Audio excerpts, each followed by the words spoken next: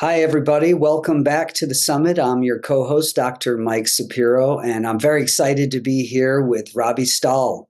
He's the founder of the world's number one therapeutic and anti aging fitness company, The Fitness Doctor. Known as the human MRI, Robbie's 27 plus years in kinesiology have revolutionized fitness for the over 50s. His unparalleled ability to diagnose and fix body mechanics honed through groundbreaking research with over 1 million subjects has transformed thousands of lives. Robbie's innovative anti-aging system helps people regain strength, mobility, and vitality, defying the aging process. As a globally recognized expert, Robbie is the ultimate game changer in transforming bodies to move better, feel younger, and live pain-free. Robbie, welcome to our summit. Thank you so much, Dr. Sapiro. Absolutely an honor to be here. Yeah, we're excited to have you. Please call me Mike. I'd like to start kind of in the center of you before we even get to the programs that you're running and all the work. What's your personal mission in the world? It seems like you're doing incredible work. So where does that come out of?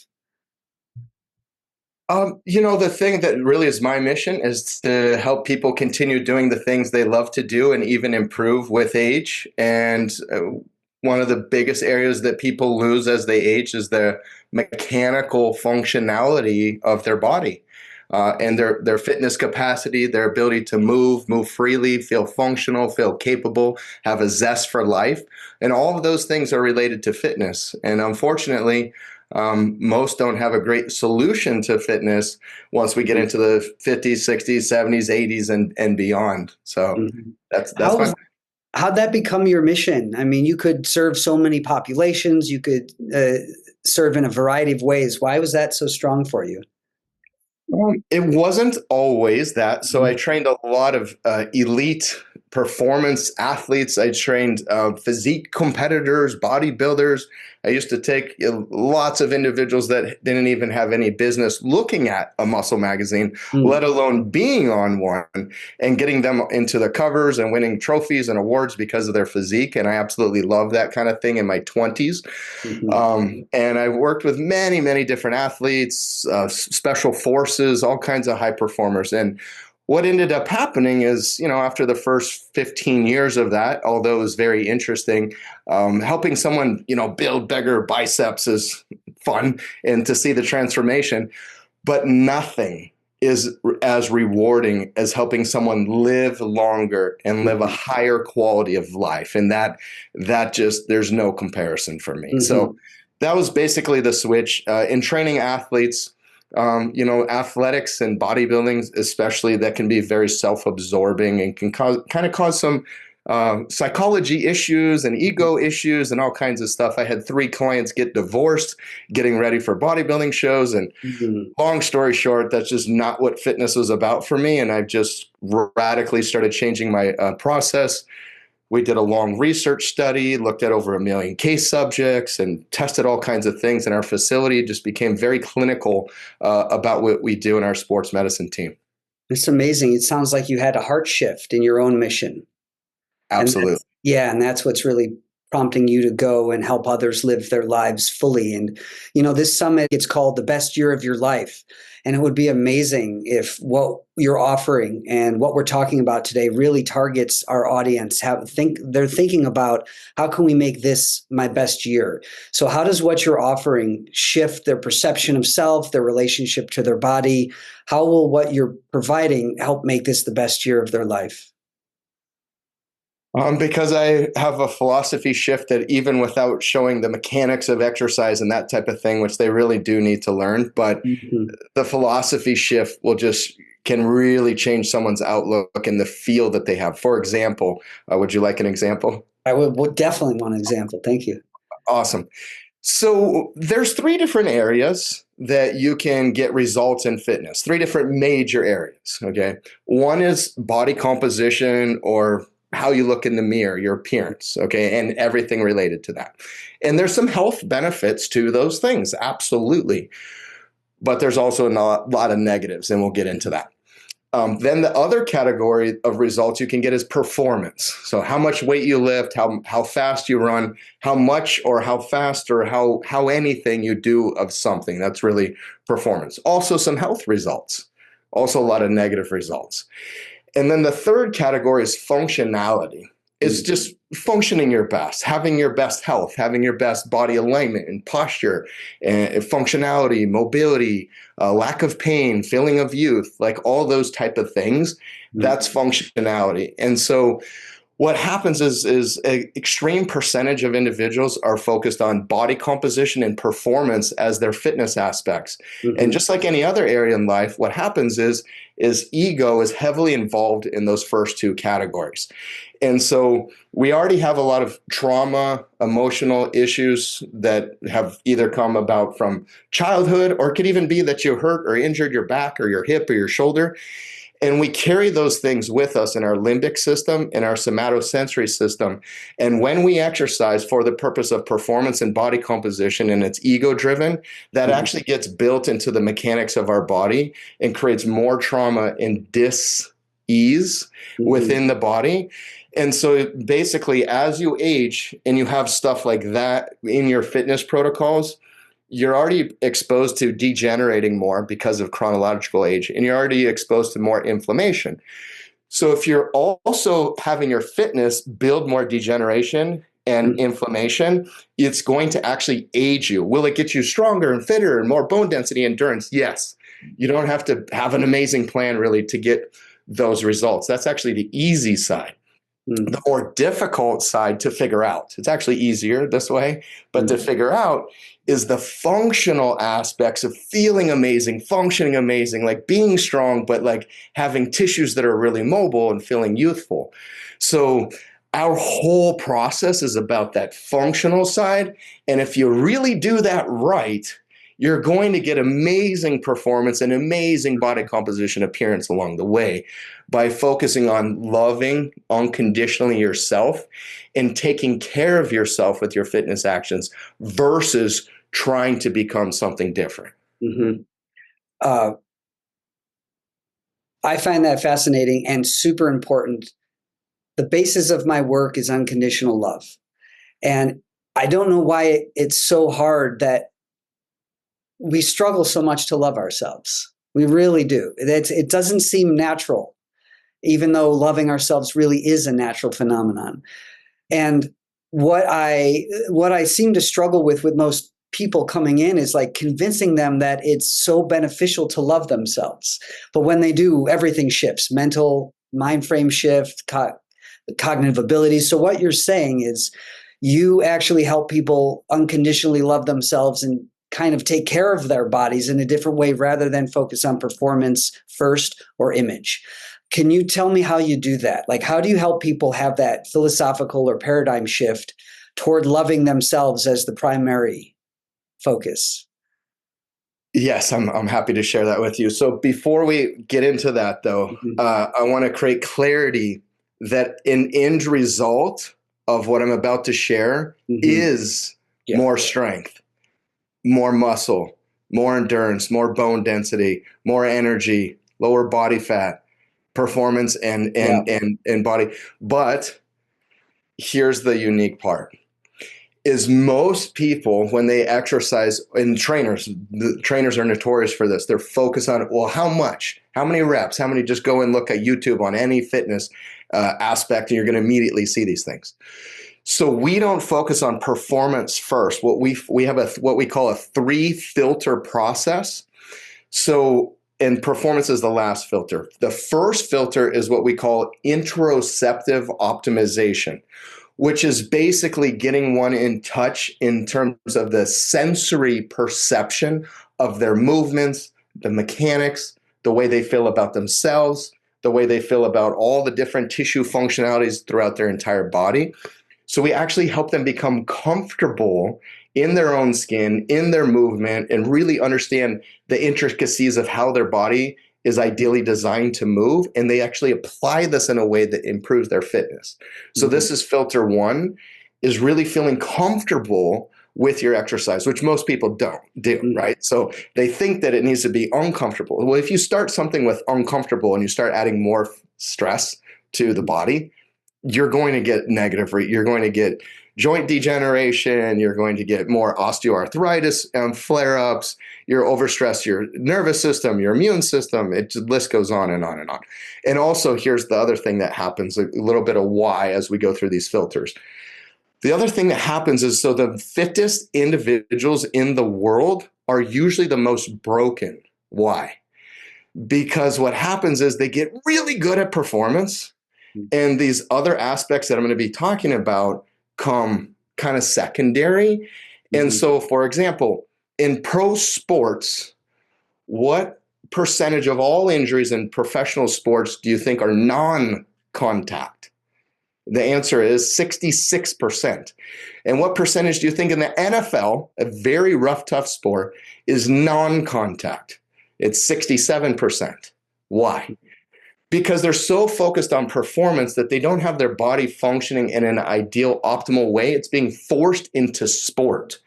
And most people are exercising in a way that's forced into exercise performance, which is why injury rates across the board for those who exercise, period, like in all aspects of different forms of exercise, 87% of people get injured exercising. So when you start with comfort, you start with connection, and you start with really feeling and sensing the proper body alignment, posture, positioning, and there's all these details of how your body should move and function. You start to retrain emotions, connections, and functionality. Now, the second filter that you take, filter one, with you is alignment, is all the mechanical details. But first, kind of the emotional sensory perception. So with our motor control centers, our ability to move and function, right? Two major aspects. One is sensory perception, and depending on how you feel, those signals coming to the spinal cord will come back, and motor action for movement, for positioning, and that type of thing. So first, sensory optimization, second, motor action optimization. So this is simply, just to keep it simple for everyone, it's alignment. It's having your body in the right mechanical alignment, posture, position. So think about this. Filter one, sensory perception, optimization, and internal attention is what's happening. Also with filter two. Now, pause again. Let me give you a little side note so you really understand what I'm sharing with you. If you look at why people think, and this is like almost all trainers, that if you lift more weight, you're going to get stronger, which is true. But why is that like the go-to? It's because with more demand from weight and load and stimuli, you'll actually activate neurologically. You'll send more signals to turn on more muscle fibers, therefore getting more muscle fibers stronger, more build, more strength. But that's not the only way to do that. What we found is you can actually get 20 to 60% more fitness results without changing any other factor. For example, no change in load, no change in reps, no change in rest, no change of any of those performance factors, 20 to 60% more results because of internal attention, focusing, feeling, sensing, awareness on all of your body functionality, feeling that unconditional love and positivity flowing into your body as you're exercising. Why? Because you have much greater, in simple terms, mind-body connection. You get more tissue activation. You get more metabolism. You get more cell signaling. You get all the more benefits that you want. Now, once you've actually done that first and you arrive to performance, which is also important, yes, and then we work through dinner to get the dessert, so to speak. Now, when you start lifting more, it's in great form. It's in great alignment. You know when it's too much because you've conditioned your sensory systems. More, then we look at more reps, more range of motion, and we have all kinds of additional fatigue stimuli, methodologies to make someone really a high performer. But we're building performance on functionality. We're not building performance on dysfunction. I think so. Just to recap, and also to think about how people often motivate themselves is generally through punishment, which is force. It's like, I'm going to force myself to do this. instead of encouragement, so a lot of people want to change their mental health behaviors, and they kind of punish themselves and think they're going to motivate by using shame, but that actually hurts us. It's like punching ourselves to feel better. So what I'm hearing in at least that first phase is you're not using a model that's punishing. You're helping them become really sensitive to themselves in a way, and choosing, like, well, I'm not going to force myself to do something that really doesn't work for my body. I mean, that's really a tending way of being. We don't often tend to ourselves to make ourselves better. We usually end up hurting ourselves and whipping ourselves. But you're saying that is not what works. And I don't think it works either. But you're saying it doesn't work for you guys either. Yes, exactly. And just a quick note on that. So there's a very good book written on the 6 stages of change. So 6 stages of self-change. And the first stage is pre-contemplation. I'm going to go through this really quickly, so pay close attention. So pre-contemplation is an individual that's overweight that I'm not overweight. I don't want to think about it. I don't want to eat healthy. I don't want anything to do with it. That's pre-contemplation.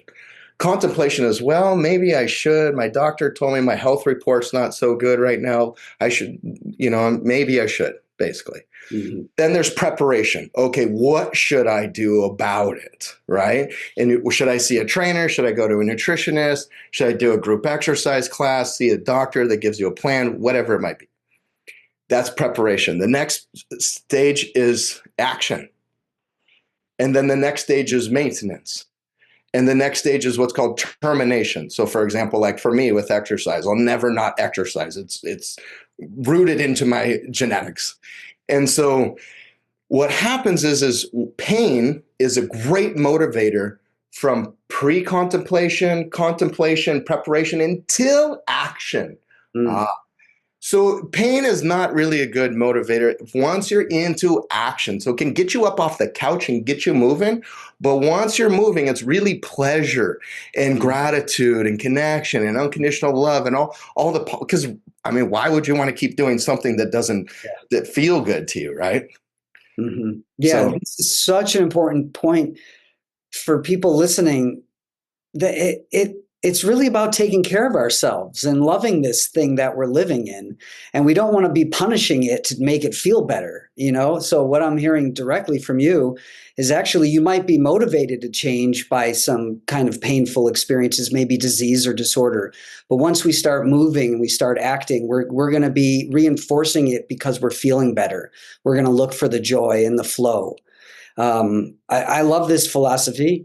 I really appreciate it because it's a non-punishing one, and we do enough of that as it is. So what about, I know you talk about intensity. Where does intensity fit into all this? Is it intensity of how we're working and mental intensity? Where is there a balance of intense versus like flow and ease? Does ease play a part in your program? Yeah. Well, I love you said flow a few times there, and exactly. So that's exactly what your exercise should feel like. And afterward, and I'll get to intensity specifically, but it should be a flow state most of the time.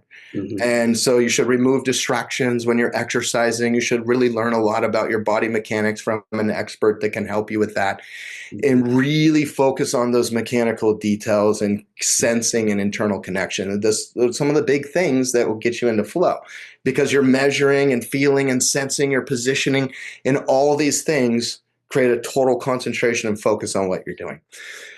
In terms of intensity, one statement I feel is really powerful that I've quoted saying often, and that is, the only place intensity really belongs in your fitness is within your consistency. The only place that intensity really belongs in your fitness is within your consistency. So the magic sauce is actually to exercise every day. That's the intense part. But it doesn't have to be actually intense. For one person, exercising on a lighter day might be a 10-minute walk and 5 minutes of stretching, right? For another individual that's much more fit, it might be a 20-minute walk and 10, 15 minutes of stretching on the light day, right? On a heavier day, maybe it's an hour of strength training followed by cardio. It just depends on the individual. So one thing that we're really careful of is we actually dose exercise. Mhm. specific to the individual. The intensity, the reps, the range of motion, everything is dose specific based on their physiology. So what I'm not in favor of is something that kind of the fitness industry, I would say, is also notorious for. And that's okay, your age is this, so and your heart rate's going to be this, so we're going to put you into this zone to be yellow for this time and red for that. Well, if Mrs. Smith just got up off the couch, she doesn't need to follow your heart rate protocol. She actually needs to be able to do what's best for her, that's comfortable, that's enjoyable, that is Mhm. right for her tissue tolerance. We all of throughout our body, our tissues have tolerance for load and stress. And when you break those, there's inflammation, there's tissue tears, there's arthritis, there's all kinds of stuff that comes about. So it's really dose specific to the individual. But the most important thing is be intense about your consistency and Mhm. truly enjoy the process. Fall in love with the actions of fitness, and you'll Mhm. never have an issue with that area of your life ever again. And it should be comfortable always, Mhm. actually. Let's keep going with that because so many people associate fitness or exercise with discomfort and pain. I mean, that's just, I'm an endurance athlete. I spend a lot of time out there in my body. And it actually is one of the best relationships I have in my life is with my body. And it tells me things. Once I'm in this relationship, I've learned how to listen to it, and the wisdom of the body arises. I feel like I want to take better care of it. I became sober because I didn't want to hurt it anymore. It's like exercise actually leads to this beautiful, robust relationship with this body that we're living in. But I think most people don't know that. They think it's just about performance or just about load or whatever. So I really would love you to talk about how do you help people shift from the model that's like, oh, it's so uncomfortable, I don't feel good, to this is one of the things I will never give up because I feel so good doing this. Yeah. So first, let me ask you a question to Mhm. best answer that. So, being an endurance athlete yourself, is there workouts that most, especially that aren't endurance athletes, would Mhm. consider really high intensity, but for you, it's totally comfortable? Like you feel comfortable. Of course, you're doing some sessions that don't Mhm. feel as that Yeah, comfortable, but do you do intense sessions, somewhat intense, that feel really comfortable and really euphoric to you, really connect? totally. Yes, I would say running up mountains, running on trails, and jumping around like a goat, high speed. I just feel fully myself and fully alive doing that. Exactly. Exactly. So, and each individual is different. So maybe you don't feel really comfortable running hills and jumping around like a goat, right? But you like dancing, Mm. or you really like walking for an hour a day, or you like rowing, or you like doing a combination of all those things. Um, so it's really what is it per the individual that's comfortable based on your past fitness. So how much fitness activities, strength, endurance training, mobility training that you're used to. And then when you progress, it should always feel comfortable. You should never break comfort. So Mhm. one thing I think that really helps drive this point home and really changes people's perspective is this. Most people exercise to what they can do, Mm.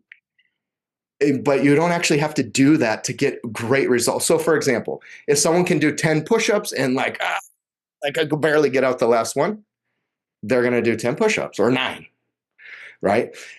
And that's actually not needed. Why? Because if you're a beginner, so if you have experience up to about 6 months of a fitness activity, like the same type of activity, you only need about 40% of what you can do. So if you can to get start into some results. So if you can do 10 push-ups, 4 consistently will actually make you stronger. Your 10 will become 11 without ever Mhm. pushing to 10. It, Mhm. it is possible. Will you maximize your results training like that? No. But long term, Mhm. you'll do 4 and then you become an intermediate. And instead of like 35% of what you can do being your body's adaptation, basically what it's used to, and results Mhm. begin after that, it jumps to 65% Mhm. in like the 6 to 18 month experience. But still, you don't have to go to 90 or 100%. So if you Uh-huh. follow those kind of methodologies by training to what your body's been adapted to, your max capability will improve Hmm. without ever actually having to train your max capability. Now, if Hmm. you're a performance athlete and you want to have that conversation, this conversation changes a little bit. But here's the thing is 96% of people don't actually want to do high intensity exercise. They don't actually enjoy that. So what we do is we focus on that 96%. And yes, of course, from my background, we have a plethora of methodologies if you want to find your max peak potential. Hmm. But here's what health looks like. When we go from the couch to average fitness, we get massive results, like Hmm. massive life changing results. When we go from about above average, slightly fitness to high performance, you get a little tiny little additional margin of health results. Hmm. There was a study done 46,000 participants, 20 years. How much running is healthy for improving risks of morbidity, Hmm. mortality? Long story short, up to 15 miles per week was proven to improve health results. Beyond 15, for many individuals, you start to negate the positive effects and you start to go backwards because you're overstressing the body in terms of breakdown and not giving it enough time to regenerate. So when you look at like the fitness aspect from that, you don't have to push yourself maximally and you can get amazing results. It's really an important point for listeners. Uh, so many people are driven by perfectionism. They think 100% is what they're going toward. And I know in my field of clinical psychology, it's like, no, how about health, feeling good, function is like perfection doesn't exist and it drives you to unreasonable goals. What I'm hearing is that, and I loved your example of if you can do 10, but you consistently do four, and you're really good at doing four, that actually will help you increase your total capacity. So I want you as listeners and viewers to think about this. Your idea of perfection might be hurting you. And actually, so how do you help people have a mind shift that you're not here to do 10 every time you're coming. You're here to do four really well and then get to five. And then that'll expand also what you can do in the long run. So, how do you help people understand their metric might be off and their metrics might be hurting themselves? Just by understanding that you don't need to go to the max. And the research shows us very heavily like the difference between getting to what is called repetitions in reserve.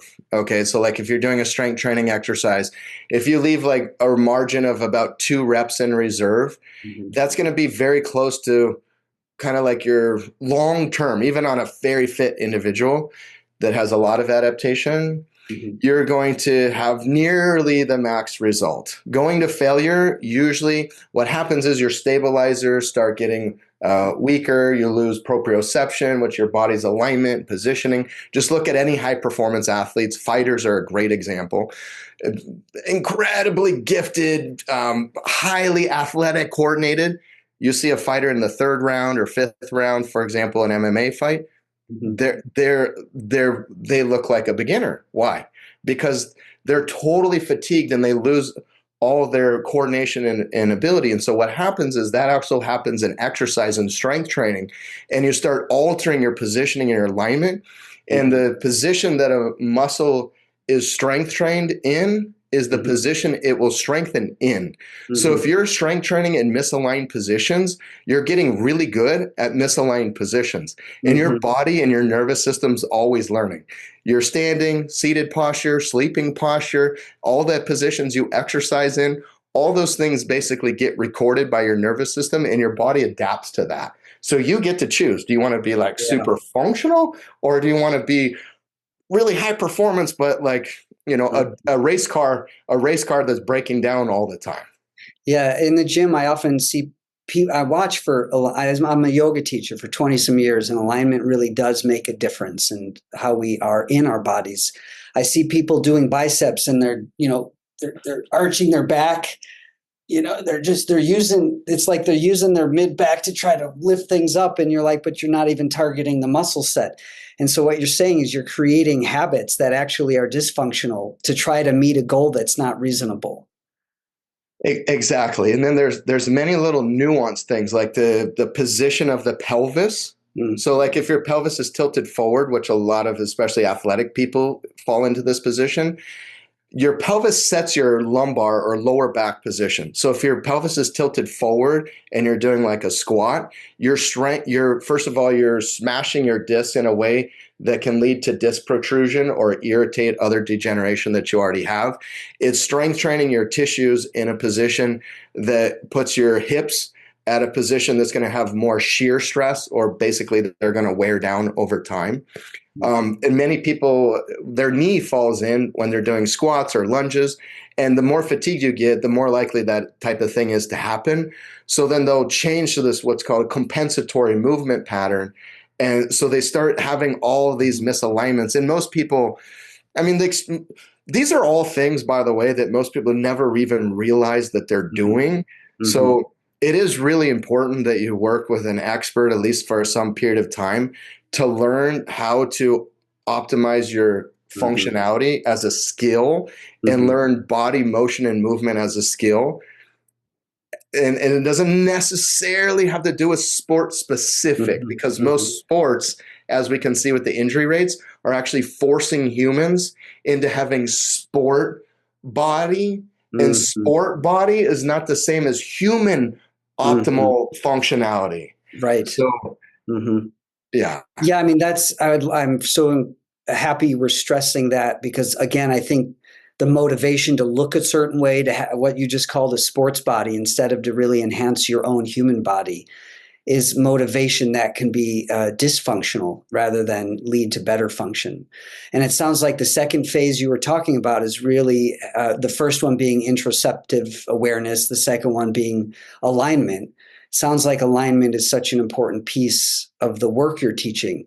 How do you see that helping people live daily lives? This is not just about physical fitness. I know you're doing something so much greater than that. So even just interoceptive awareness, getting a sense of our body from the inside, how it feels and moves, and then the alignment. How does that alone translate to better mental health, spiritual health, happiness, or joy? Does it? Yeah, well, it's first of all, it fixes individual. Most people have some aches and pains and stiffnesses they don't want to have, and they Mhm. have a variety of issues. Most people are walking around with that, fit or unfit or anybody in between. So what we do fixes all of that. And then the other thing is for the fit individual that's just like super weekend warrior and crushing it. Oftentimes, I can't tell you how many conversations, like literally, I've had hundreds and hundreds of conversations with individuals that sound exactly like this. Oh, and 2020, because I take in their health reports. In 2020, I was amazing. I was going to the gym 5 days a week, and then I got this shoulder issue, or then I got this back, or then I got this hip issue. And then I had a change, and I couldn't do this, and I couldn't do that, and I stopped working out because of the pain. And they started altering, and now their fitness has gone majorly downhill in the last 3 to 4 years, right? And so whether you're super fit or couch potato or anyone in between, that can happen to you. And so exercising in the way that I'm explaining fixes all of that and gives you a long-term path to have optimal functionality, so you eventually arrive back to performance in a way that you're not beating up your body, and you save yourself a ton of stress. And long-term, it literally makes most individuals, after about a year of doing this type of thing, feel 20 years younger. So the best year of your life could end with feeling 20 years younger, right? And what do you see That's the goal. people doing with that vitality? Do they report back to you? Are you keeping up with them? Are they like, look, I started traveling or biking or hiking in the woods, or I'm hanging out with my grandkids more? Or is it, what changes for people? Yes, definitely. Like, well, many things. Hmm. One big thing they say very early on is my posture's never been this good before. Another Hmm. thing that our we call our clients VIPs, by the way. So our VIPs share with us that they've never enjoyed exercise before, and this is the first time in their life they're really enjoying exercise. They're getting more strength. They can do all kinds of functional activities, being able to play on the floor with their kids or grandkids. And then, many, if you go on like the fitness doctor, Google search the fitness doctor, you'll see what our VIPs are sharing with us. And some of them will say that we literally saved their life. Why?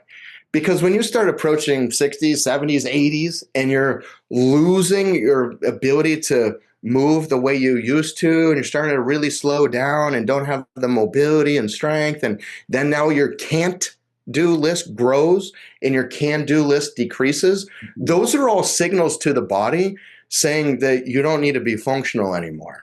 And so if that continues, unfortunately, death is around the corner. That's what happens for many people, and then different types of disease states. So when you can reverse that, when you can optimize your functionality and feel great, feel more energetic, feel more confidence about yourself, and understand that age is really nothing but a number, if you approach your body, your health in the right way, this is like life transforming stuff. I can totally imagine that. What I also hear is that our mentality toward ourselves impacts our body, and our body also changes its state too. And so we can either choose negativity toward ourselves and the body, which then is a loop, or we create a positive feedback loop toward our body. And it sounds like the work you're doing helps people have a relationship to the body, but then also form a positive feedback loop. They feel good, then their mind starts changing. But I like most that you're giving more functioning to us in our older age so that we can still have purpose and meaning. And I know that we need a functioning body to be able to live out purpose and meaning in our life. So I think that it shouldn't be understated that function actually can move us toward purpose and meaning. And that's why it's so important for people, especially over 50s. Not that that's old age, but yeah. Exactly. Yeah, exactly. It's reshaping the thoughts and the emotions of how you look at your body, your functionality, and the way you feel. And when you change those thoughts and emotions to align in a way that builds confidence, that builds belief, that builds a bigger, brighter future, this is what you had 20, 30 years ago that you're feeling like you might not have now. That is what's missing. And so when we can restore that in physical functionality, then everything else in life becomes so much more zest filled. Do people do this in conjunction with therapy or nutrition? Do you have an integrative approach yourself, or is this something that is like referred out and they do all these pieces together? That's a great question. No, I have an entire team of orthopedic specialist physical therapists who are also anti-aging fitness experts. So I have exercise physiologists with master's degree, licensed therapists. I have some of the best sports medicine doctors in the entire US. I have the best pelvic floor doctor in the world on my team as well. I have a lot of like kind of really highly decorated doctors who have been in collaboration to create our system. And then our daily operations who work with our VIPs are all faith-based, wonderful, caring, warm-hearted, as you would assume, with everything I've just shared. Like our culture is love, care, connection. And we actually do a major handheld process with them. So they show up to Zoom with us, and we analyze their body mechanics in exercise session. We record them. We break down the specifics. We record in clinical notes that we keep very secure, and the team shares and analyzes what's going on with their functionality to fix and improve their fitness. We track everything. We help them stay consistent. We keep track on their attendance. We have an entire system where we measure their body from ankle to head to find where they have deficiencies and ranges of motion. So we realign their body with a mobility prescription. We do all, and then we actually have a system where we get into higher levels of fitness as we weed out the deficiencies. We do things like light strength training that produces heavy strength training results by a methodology called BFR training. It's endless. We provide world-class therapeutic fitness training in an online setting to make it really convenient and to be able to connect with the world that wants this type of help. That's amazing. I love the integrative approach. It's necessary. One piece doesn't alone. So, as a clinical psychologist, I often look at nutrition uh, because what we put in our body changes the quality of our mind. I look at their exercise, and often for folks coming in with depression, some of the best medicine is actually movement, and it can be just walking. It doesn't have to be at a gym, but all of my clients. We look at exercise, movement, play, nutrition, because all of these pieces are so important for our well-being. Where does play fit in? I mean, this is all play. It's like being in a grown-up jungle gym, really. Yeah, it's totally. Yeah. What I just shared sounds kind of technical, but eventually, yes, it's just total play. My suggestion on how someone would look at all of these things and kind of compartmentalize and put together like what you do on a daily, weekly basis is at least 2 times a week, 3 times a week. You want to do exercise that's training your alignment, your functionality, your breathing, your core stabilization, like any area of your body that you really need fixing, that you're doing it in a way that's fixing, but yet also leading to fitness. And then absolutely enjoy physical activity. It could be dancing, it could be rowing, it could be walking in nature. You do what you love. There's no right or wrong. Movement is amazing. Just do what you absolutely love. But you do, as we age, we all need, there is 1% that's just biomechanically blessed with genetics, but the other 99% of us mortals really should be 2 to 3 days a week doing something that's truly optimizing our body alignment, functionality, posture, and all these things. Then after that, it's just enjoyment. Just completely enjoy movement. It'll literally make you live longer and better. Mm-hmm. Yes, that's literal. I mean, that's data based, but also we feel better and we want to live longer because we want to keep enjoying the feeling of being in the body that can move. I still want to stick on play for a sec because I think people often don't know exercises can be playful. Again, dancing. I love going to jungle gyms. I play with my niece and nephews, and I feel like a kid doing that, and there's a freedom that comes. I think often people think exercise, we need to be serious about it, and we want to take it seriously, but I don't think we have to necessarily be serious. And you're not someone who I'm reading as a serious, be serious about this. So Right. I just want to give us permission to play, and it sounds like you're giving permission to play too. Oh, totally. Totally. This is just a receiving, fun, enjoyable, mindful practice. That's what your exercise should feel like. It should feel like you went to the most wonderful, comfortable trainer, chiropractor, physical therapist, massage therapist, psychologist, all in the same. That is what an ideal fitness session feels like. Is all those things wrapped into one if you do it right. When you're hitting all those points, and that's why it's complete mind body rejuvenation, and exactly as you just said, that was so strong what you just said, by the way, Michael, is it literally, when your body feels attached with the mind and your mind is the body and you feel like, hey, I still have function in this world, that actually gives you the zest to keep moving. And this is how our universal energies work. I couldn't agree with you more. And I think that's what we actually start to lose as we age, is the mind-body connection. So why do you feel less coordination, less strength, more stiffness?